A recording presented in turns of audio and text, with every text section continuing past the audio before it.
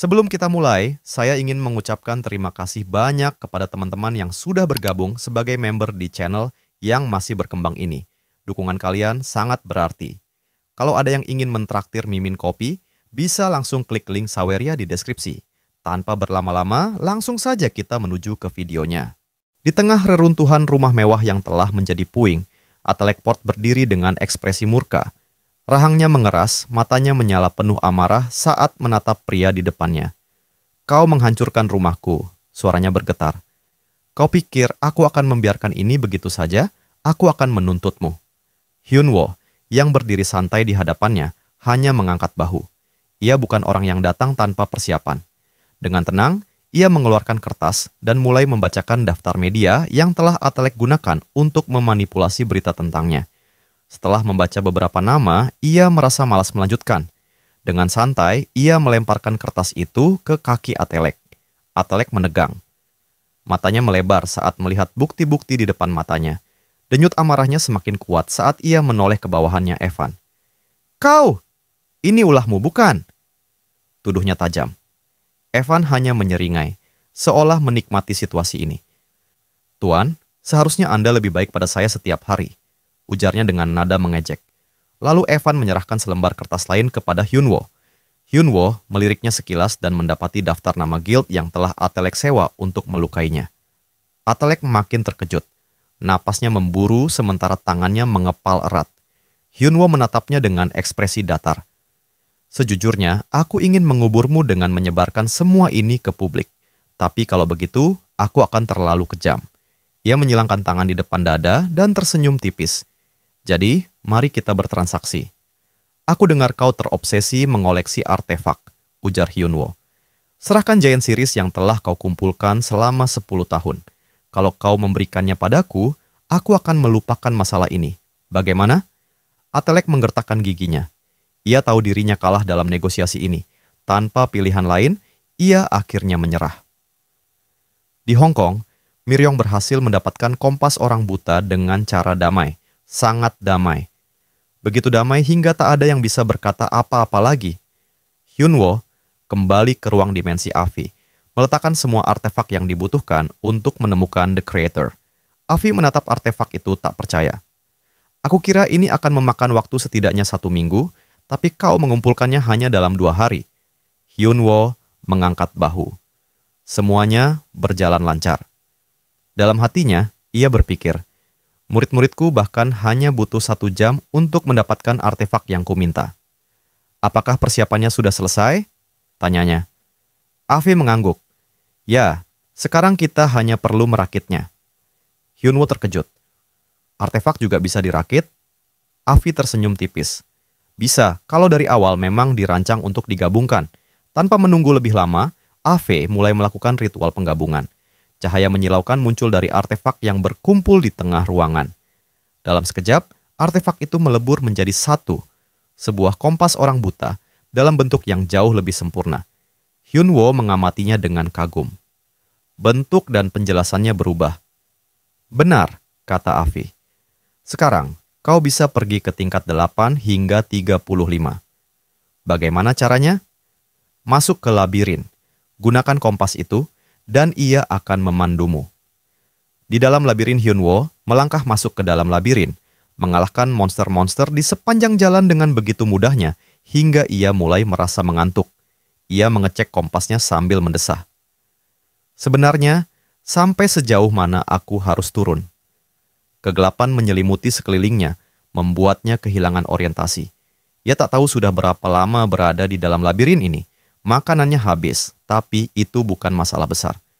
Yang jadi masalah adalah murid-muridnya. Sebelum pergi, Hyunwoo memerintahkan Miryong dan Narin untuk menjaga bumi jika muncul Climber. Masalahnya, mereka seperti anjing dan kucing. Tak pernah akur, selalu berdebat. Kalau mereka bertarung, satu kota bisa saja hancur. Hyunwoo menghela napas. Sementara itu, ia mulai menyadari sesuatu. Kenapa semakin dalam aku melangkah, monster yang muncul malah semakin lemah? Gumamnya. Senyumnya perlahan muncul. Itu artinya aku hampir sampai di pintu keluar. Di gedung Guild Guardian, Seoyeon berjalan membawa secangkir kopi menuju ruang kerja Hyunwoo. Begitu sampai, ia mendapati kursi itu kosong. Ia menghela napas panjang.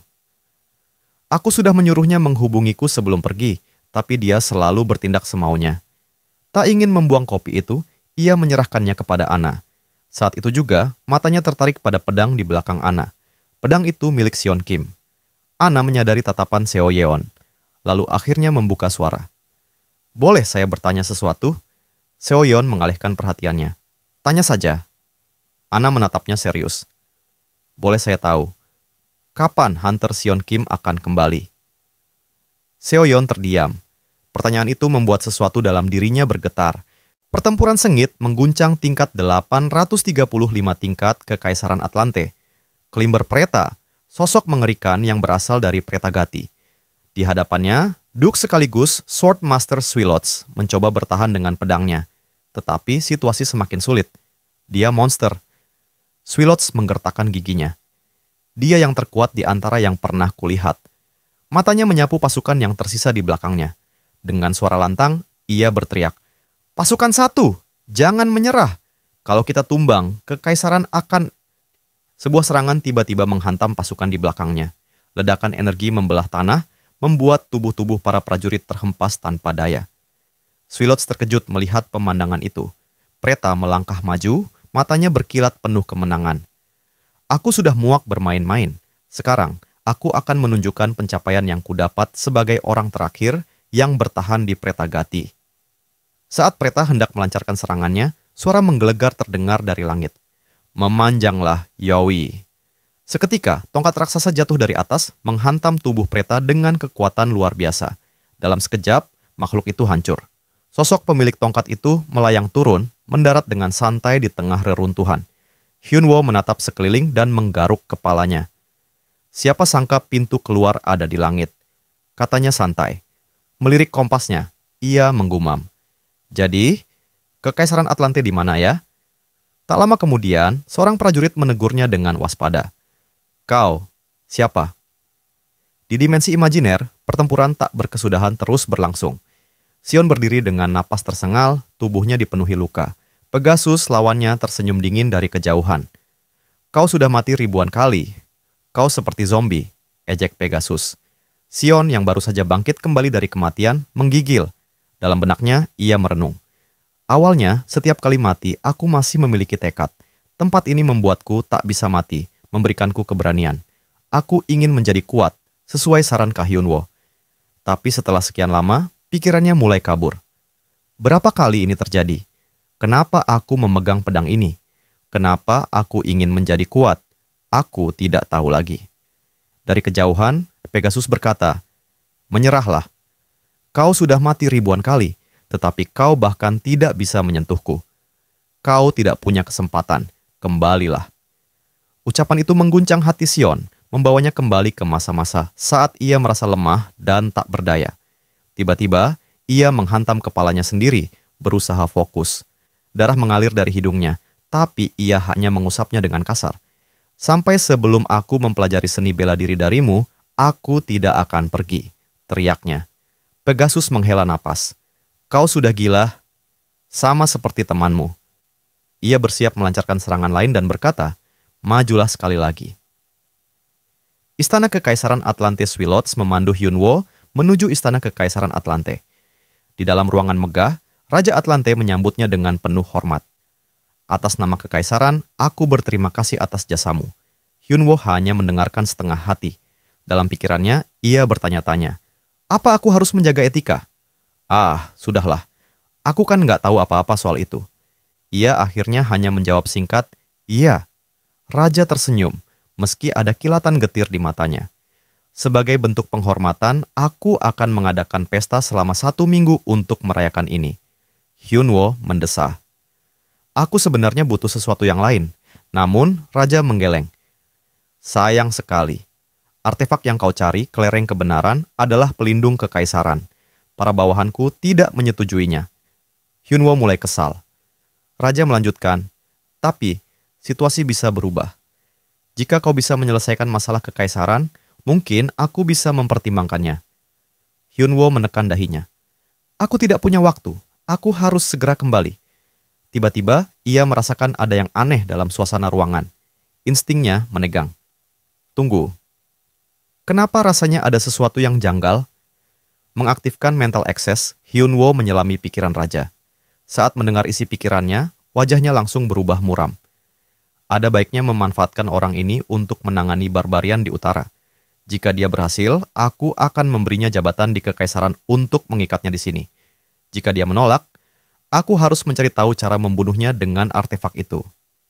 Hyunwoo mengangkat alisnya dan mendengus. Tanpa ragu, ia menatap raja dengan ekspresi mencemooh. Wah, si tua bangka ini sudah seperti anak-anak ya. Makhluk suci adalah entitas yang memiliki aura serta kekuatan suci. Mereka adalah makhluk yang dipilih oleh dewa, bertahan selama ribuan tahun, dan menyimpan energi suci dalam diri mereka.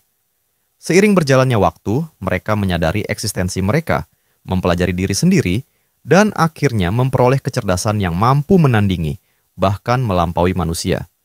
Salah satu dari mereka adalah seekor rubah yang telah hidup selama lebih dari 1.800 tahun.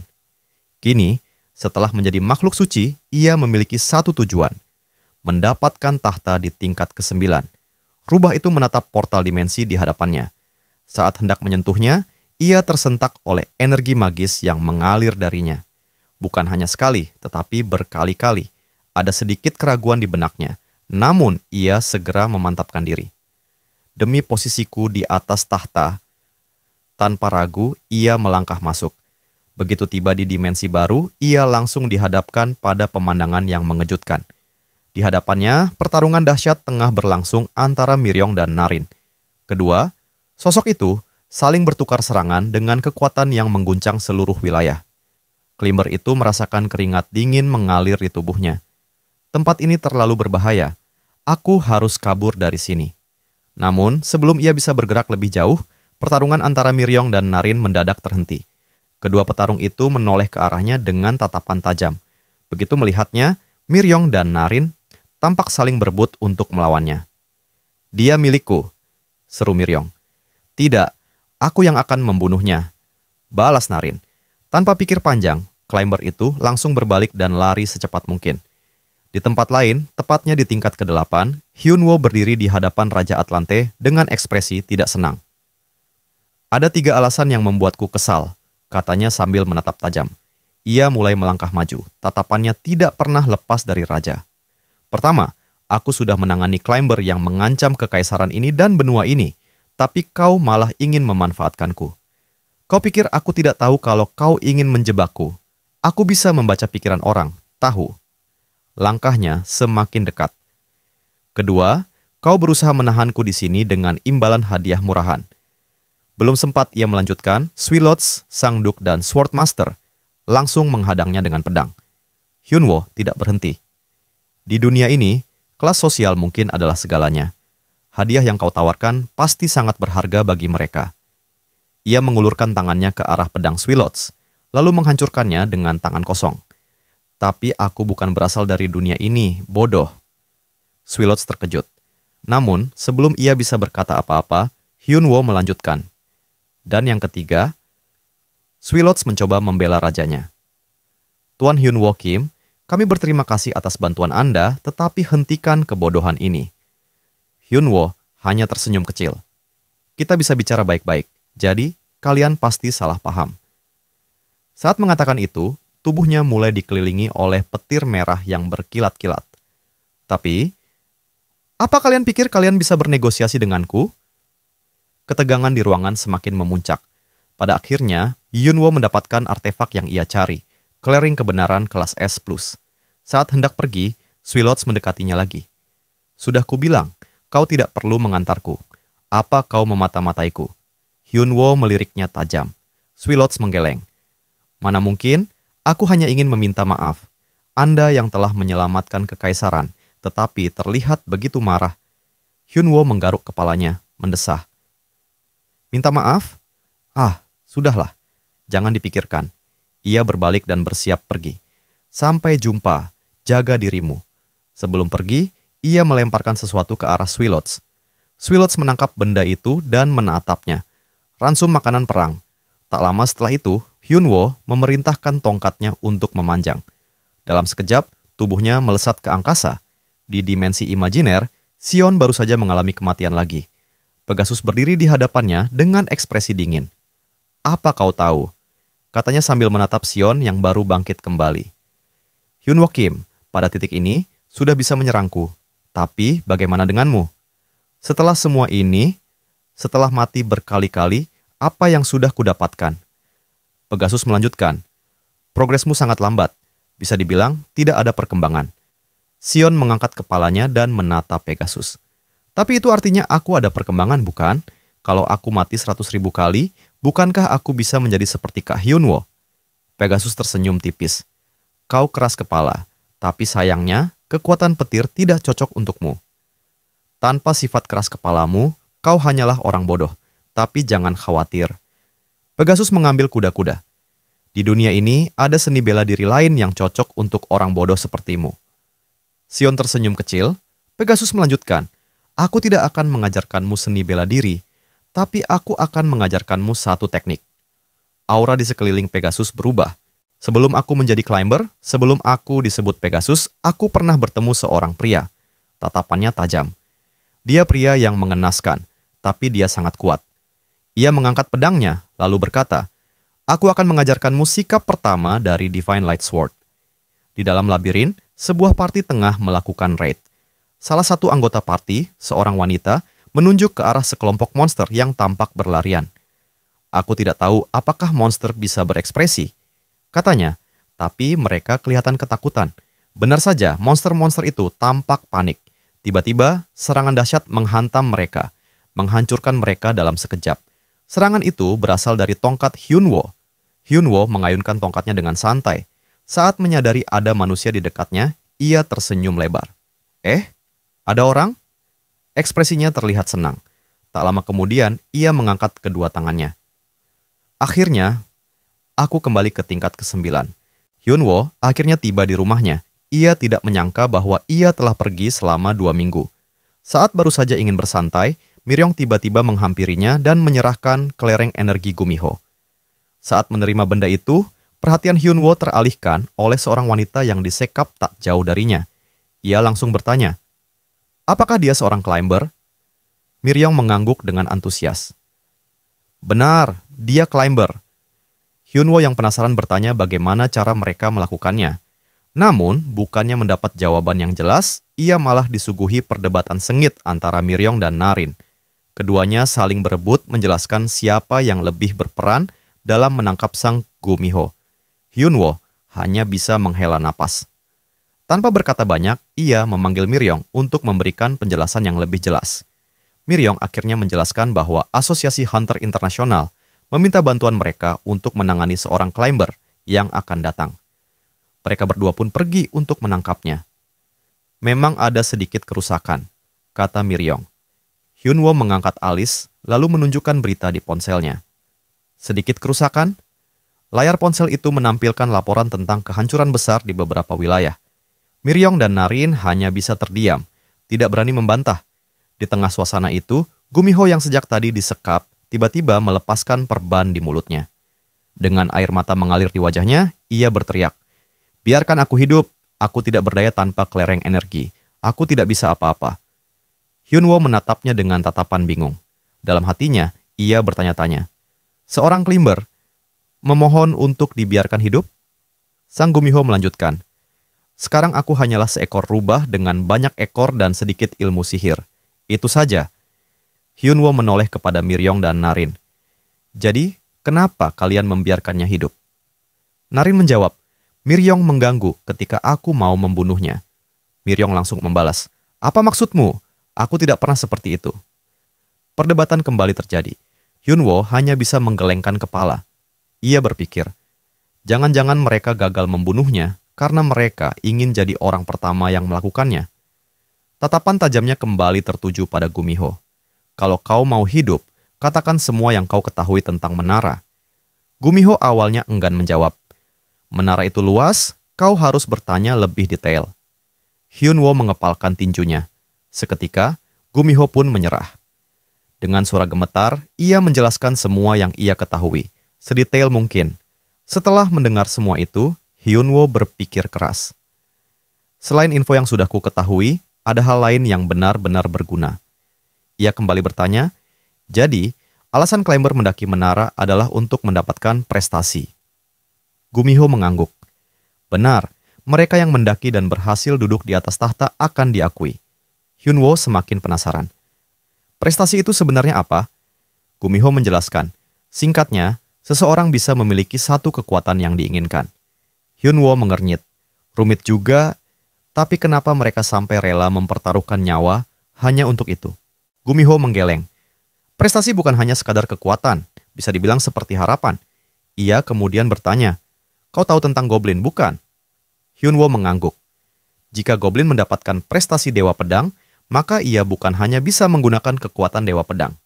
Ia bisa mengambil semua yang dimiliki pemilik aslinya, termasuk ingatan, kebiasaan, bahkan jati dirinya.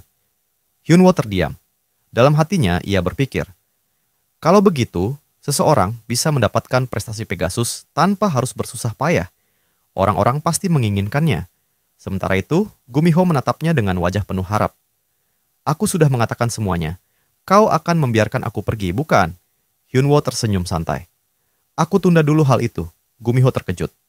Apa? Ia langsung berteriak. Hyunwoo menatapnya dengan dingin. Kenapa? Mau kubunuh saja? Gumiho langsung menggelengkan kepala. Tidak, aku sangat senang. Di tempat lain, dalam sebuah ruangan yang disebut Pantheon, seorang pria dengan aura ungu kegelapan duduk di atas singgasananya. Seorang bawahan datang dan melapor. Ada kemungkinan dia sudah mendekati kebenarannya. Pria itu tersenyum. Semakin lama, semakin menarik. Bawahan itu tampak sedikit ragu. Jika keadaan terus seperti ini, irregular itu akan mendaki menara. Ucapan itu terhenti, seakan terbawa suasana. Ia pun meminta maaf. Namun, pria dengan aura ungu kegelapan hanya terkekeh. Tidak apa-apa, kata-katamu masuk akal. Tatapannya berubah tajam. Sayang sekali.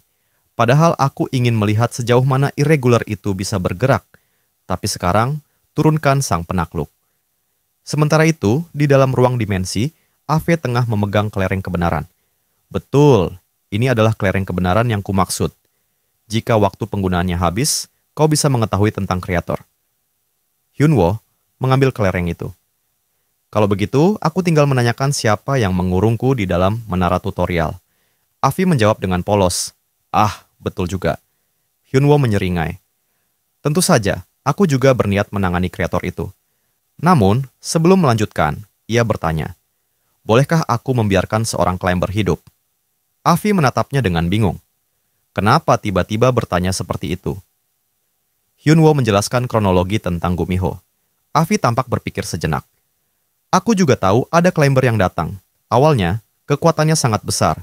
Tapi setelah bertarung, kekuatannya menurun drastis, bahkan nyaris tak terasa. Ia menambahkan, kelereng energinya juga sudah hilang, karena dia hanya climber kelas rendah, seharusnya tak masalah jika dibiarkan hidup. Avi berpikir sejenak. Untuk berjaga-jaga, apa sebaiknya kita berikan stigma? Hyunwoo bingung, stigma. Avi mengangguk. Di tingkat ke-9, banyak artefak berguna. Stigma juga merupakan artefak. Hyunwoo menyipitkan mata. Jadi, stigma itu seperti rantai leher? Avi mengangguk. Benar, tapi untuk membuatnya, kau membutuhkan 5 artefak. Hyunwoo menghela napas panjang. Lagi-lagi 5 artefak. Avi tersenyum kecil, lalu menunjukkan sesuatu di ponselnya. Tapi kali ini, semua artefak itu ada pada satu orang. Hyunwoo menatap layar itu. Lagi-lagi, gambar yang muncul adalah Atelek Port. Setelah perjuangan panjang, akhirnya Sion berhasil mencapai puncak latihannya. Pegasus, yang selama ini menjadi mentornya, menatapnya dengan penuh penilaian sebelum akhirnya tersenyum tipis. Akhirnya, kau berhasil juga, ucap Pegasus dengan nada puas. Sion tersenyum, napasnya masih sedikit tersengal. Ini semua berkat guru. Pegasus mengangkat alis seakan tak percaya dengan kata-kata itu. Guru, aku tak pernah punya murid selemah dirimu, ujarnya sambil melipat tangan. Sekarang pergilah, tak ada lagi yang bisa kuajarkan padamu. Sion memandang gurunya sejenak, lalu membungkuk hormat. Terima kasih atas segalanya, guru. Tanpa menunggu jawaban, ia keluar dari dimensi imajiner. Pegasus menyaksikan kepergiannya dengan senyum samar. Adiknya lebih punya sopan santun dibanding kakaknya. Begitu kembali ke dunia nyata, Sion perlahan membuka matanya. Namun, pemandangan yang menyambutnya bukanlah sesuatu yang ia harapkan. Di sekelilingnya, mayat-mayat berserakan. Kota itu hancur akibat serangan seorang climber. Di tengah kehancuran, seorang pria dengan tubuh kekar dan mata menyala merah menatapnya sambil menyeringai. Tumbalku muncul lagi. Pria itu Oni, climber yang bertanggung jawab atas kekacauan ini. Tanpa ragu, Oni langsung menyerangnya. Sion berusaha menghindar, tetapi pikirannya masih kacau. Aku baru kembali dari dimensi imajiner, dan aku tidak punya senjata. Pikirnya panik. Namun, tepat saat itu, sebuah pedang menancap di tanah di depannya. Tanpa berpikir panjang, ia meraihnya dan bersiap dengan kuda-kuda. Kilatan ingatan melintas di benaknya. Ia teringat ajaran Pegasus tentang seorang pria yang tak berbakat dalam seni bela diri. Pria itu dibuang oleh klannya karena tak bisa menggunakan pedang dengan baik. Namun, ia tak menyerah. Selama 50 tahun, ia berlatih satu gerakan yang ia pelajari sebelum dibuang. Kini, Sion meniru gerakan itu. Ia memusatkan energinya, lalu mengayunkan pedangnya dengan teknik yang disebut Sky Naming Blade. Serangan itu mengiris udara, menebas Oni dalam satu tebasan. Tubuh climber itu tumbang seketika, sementara tanah di hadapan Sion terbelah akibat dampak serangannya. Di tempat lain, Hyunwoo baru saja tiba di Italia. Ia terkejut melihat notifikasi layar, climber yang menyerang Italia telah tumbang. Bukan aku yang mengalahkannya. Lalu, siapa? Pikirnya. Saat masih bertanya-tanya, kerumunan orang menarik perhatiannya. Mereka mengerubungi seseorang, dan salah satu dari mereka memanggil nama itu dengan lantang. Hunter Sion. Seketika, ekspresi Hyunwoo berubah. Senyum lebar terukir di wajahnya. Tanpa membuang waktu, ia melompat tinggi melewati kerumunan, mendarat di belakang Sion. Saat melihat lubang besar bekas serangannya, ia hanya bisa mendecak kagum. Di rumah Hyunwoo, mereka akhirnya berbincang. Sion menceritakan pengalamannya di dimensi imajiner, di mana ia mati 10.000 kali sebelum Pegasus berhenti membunuhnya dan mulai melatihnya. Mendengar itu, Hyunwoo langsung kesal. Apa? Aku mati 14.000 kali sebelum bisa melawannya. Kalau aku masih lemah, mungkin aku mati lebih banyak lagi. Amarahnya meluap-luap, tetapi Sion mencoba menenangkannya. Kak, kita sudah lama tidak bertemu. Apa tidak ada hal lain yang lebih penting? Hyunwoo mendengus. Baiklah, kau sudah menyampaikan pesanku. Sion menggaruk pipinya. Dia bilang, kau keparat. Ekspresi Hyunwoo langsung mengeras. Ia hampir saja pergi ke dimensi imajiner untuk menantang Pegasus, tetapi Sion buru-buru menahannya. Tapi dia terlihat senang. Aku rasa dia hanya malu. Hyunwoo membayangkan Pegasus bersikap malu-malu dan langsung merinding. Jangan bilang dia Sundre. Dengan malas ia merebahkan diri di sofa. Cukup, jangan ceritakan hal menjijikan itu lagi. Sion tertawa kecil, lalu matanya menangkap sesuatu di pojokan ruangan. Seorang wanita dengan telinga dan ekor rubah terlihat disekap. Ia langsung menunjuknya. Kak, itu apa? Hyunwoo menjawab santai. Oh, dia climber. Sion terkejut. Climber? Berarti kita harus membunuhnya. Dia berbahaya. Gumiho langsung melepas perban di mulutnya dan berteriak. Jangan, biarkan aku hidup. Sion menoleh ke Hyunwoo penuh tanya. Kenapa kakak menangkap climber? Hyunwoo mengangkat bahu. Awalnya, aku cuma ingin memelihara rubah. Tapi ternyata dia seorang penyampai informasi. Jadi, aku menahannya untuk mendapatkan informasi lebih banyak. Sion masih tampak ragu. Bukannya dia bisa kabur kalau hanya diikat seperti itu? Hyunwoo tersenyum miring. Dia sudah kehilangan kekuatannya. Sebelum percakapan mereka berlanjut, pintu tiba-tiba terbuka dengan keras. Dua orang masuk dengan penuh semangat. Guru, kami kembali. Tentu saja mereka adalah Miryong dan Narin. Sion, yang baru pertama kali melihat Narin, langsung bertanya. Siapa perempuan di sebelah kiri itu? Hyunwoo menoleh. Oh, benar juga. Kau belum pernah bertemu dengannya. Dia Narin, murid keduaku. Sion terkejut. Kau punya dua murid? Di tempat lain, di sebuah kuil yang melayang di udara, hujan deras mengguyur. Seorang pria dengan aura misterius berdiri di sana. Seorang datang dan berbicara dengan nada waspada. Sebaiknya kau tidak menggunakan pencapaian itu sembarangan. Pria itu tertawa pelan. Kenapa tidak? Aku mendapatkan pencapaian naga biru setelah berhasil memanjat menara. Ini adalah hakku. Orang tampak ragu. Ada sesuatu yang lebih mendesak. Kau harus turun ke tingkat 9. Ada irregular yang perlu diurus. Tatapan pria itu berubah tajam. Irregular? Jika kau berhasil mengalahkannya, dia yang duduk di panteon akan memberi kau pencapaian lain. Mendengar itu, pria tersebut tersenyum lebar. Ia mengangkat tangannya ke langit. Seketika, petir dahsyat menyambar dari telapak tangannya. Baiklah. Ia menatap orang itu dengan tatapan dingin. Sampaikan pesanku. Katakan padanya, aku akan segera naik setelah mengurusnya. Hyunwoo menatap Gumiho yang tengah meringkuk dalam wujud rubahnya. Stigma di lehernya bersinar samar, menandakan ikatan yang telah dipasangkan padanya. Yang membuat Hyunwoo heran, Gumiho justru terlihat sangat nyaman, seolah-olah ia menikmati kondisinya saat ini. Penasaran, Hyunwoo menggunakan mental access untuk menyelami pikirannya. Benar saja, yang terdengar hanyalah perasaan nyaman dan tentram. Ia sedikit terkejut. Ini pertama kalinya ia melihat seorang climber merasa damai di tengah segala kekacauan di menara. Dalam diam, Hyunwoo bertanya-tanya, apa sebenarnya tujuan Gumiho memanjat menara? Selama ini, setiap climber yang ditemuinya selalu bertarung mati-matian, berusaha naik ke tingkat lebih tinggi demi kekuatan atau kebebasan. Tapi Gumiho, ia terlihat berbeda. Mungkin nanti aku akan menanyakannya langsung, pikirnya. Tak lama kemudian, pintu terbuka dan Seoyeon masuk dengan mengenakan kacamata serta membawa sebuah buku tebal. Wajahnya serius, menunjukkan bahwa ia tengah bersiap untuk sesuatu. Hyunwoo melirik sekilas. Kau mau melakukan apa? Tanyanya. Aku akan berlatih sihir. Tanpa banyak basa-basi, Seoyeon memanggil Gumiho. Seketika, makhluk itu terbangun dan berubah kembali ke wujud manusianya. Hyunwoo memperhatikan bagaimana keduanya tampak begitu antusias. Gumiho terlihat bersemangat mengajari, dan Seoyeon sama bersemangatnya dalam belajar. Melihat mereka, Hyunwoo tersenyum kecil. Mereka sudah seperti berada di dunia mereka sendiri, pikirnya. Mungkin ini karena dorongan dari Sion yang begitu gigih berlatih bela diri bersama Pegasus. Jika Sion belajar dengan keras di dimensi imajiner, maka Seoyeon kini melakukan hal yang sama di dunia nyata dengan Gumiho sebagai mentornya. Hyunwoo tidak benar-benar mengerti apa yang mereka bicarakan, tetapi satu hal yang ia tahu, Seoyeon selalu cepat dalam belajar. Ia yakin tidak akan butuh waktu lama sebelum gadis itu menguasai sihir yang diajarkan. Di saat yang bersamaan, sebuah notifikasi tiba-tiba muncul di udara. Kelereng kebenaran, pengaturan penggunaan telah diperbarui. Mata Hyunwoo berbinar. Tanpa membuang waktu, ia segera menuju ruangan dimensi Avi. Begitu masuk, Avi menyambutnya dengan ekspresi santai. Kali ini, tidak ada gangguan dari game yang biasa membuatnya terdistraksi.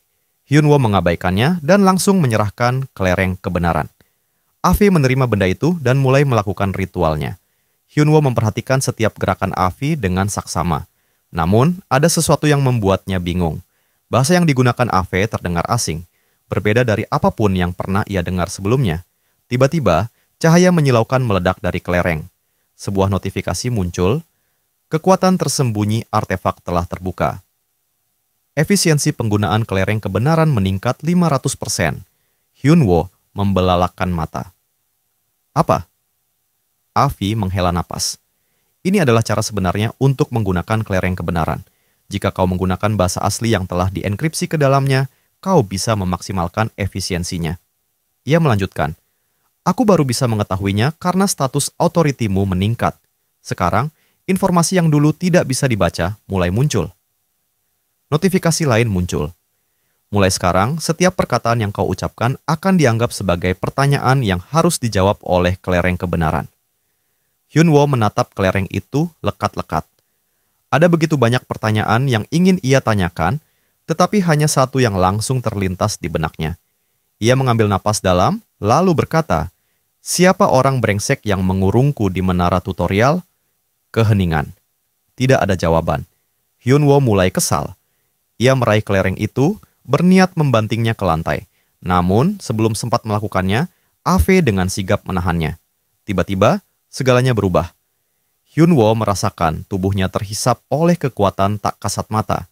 Saat kesadarannya kembali, ia menyadari bahwa ia berada di ruangan yang sama, tetapi ada sesuatu yang berbeda. Avi menghilang. Di tengah kebingungannya, Sebuah suara terdengar dari bayangan yang melayang di depannya. Maaf, tapi sepertinya kita tidak bisa mengobrol terlalu lama. Hyunwoo menyipitkan mata, mencoba mengenali sosok itu. Apakah ini manusia? Tidak, auranya terlalu aneh untuk disebut manusia. Siapa kau? Tanyanya. Dan apa yang terjadi dengan ruangan ini? Bayangan itu tertawa kecil. Aku adalah kreator. Hyunwoo terkejut. Kreator? Bayangan itu melanjutkan. Aku tidak bisa memberitahumu semuanya sekarang. Namun, dengarkan baik-baik.